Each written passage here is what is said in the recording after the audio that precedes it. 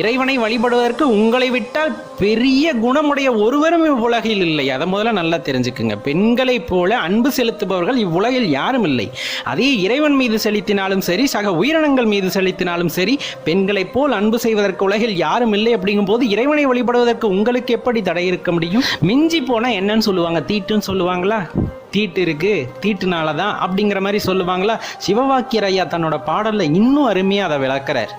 இதற்கு மேல யாருக்குமே விளக்கம் கொடுக்க முடியாது. அறையினில் கிடந்த போது அன்று தூமை என்கின்றீர், துறை அறிந்து நீர் குளிந்த அன்று தூமை என்கிறீர், பறையறிந்து நீர் பிறந்து அன்று தூமை என்கிறீர், புறையில்லாத ஈசரோடு போருந்துமாறு எங்கனே அப்படிங்கிற பாடல்லையும், தூமை தூமை என்றுளே துவண்டு அலையும் ஏழைக்கால் தூமையான பின்னிருக்க தூமை போன தெவ்விடம் ஆமை போல மூழ்கி வந்து அநேகம் வேதம் ஓதிரீர், தூமையும் திரண்டுரண்டு சொற்குருக்கள் ஆனதே